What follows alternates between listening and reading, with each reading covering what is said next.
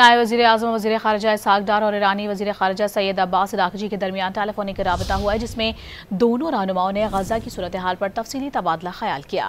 तर्जुमान दफ्तर ख़ारिजा के मुताबिक नायब वज़ीर आज़म व वज़ीर ख़ारिजा इसहाक़ डार और ईरानी वज़ीर ख़ारिजा ने गज़ा में इंसानी बहरान पर पाकिस्तान की गहरी तशवीश ज़ाहिर की है।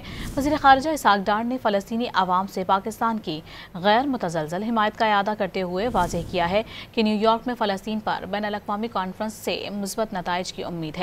दोनों वज़ीर ख़ारिजा ने दो रियासती हल के लिए आलमी कोशिशें तेज करने की जरूरत पर जोर दिया। नायब वज़ीर आज़म वज़ीर ख़ारिजा इसहाक़ डार और ईरानी वज़ीर ख़ारिजा सैयद अब्बास इराक़ची के दरमियान टेलीफोनिक राबता हुआ है, जिसमें दोनों रहनुमाओं ने गज़ा की सूरत हाल पर तफसीली तबादला ख्याल किया। तर्जुमान दफ्तर ख़ारिजा के मुताबिक नायब वज़ीर आज़म व वज़ीर ख़ारिजा इसहाक़ डार और ईरानी वज़ीर ख़ारिजा ने गज़ा में इंसानी बहरान पर पाकिस्तान की गहरी तशवीश ज़ाहिर की है। वज़ीर ख़ारिजा इसहाक़ डार ने फ़लस्तीनी अवाम से पाकिस्तान की गैर मुतज़लज़ल हिमायत का इआदा करते हुए वाज़ेह किया है कि न्यूयॉर्क में फ़लस्तीन पर बैनुल-अक़वामी कॉन्फ्रेंस से मुस्बत नताइज की उम्मीद है।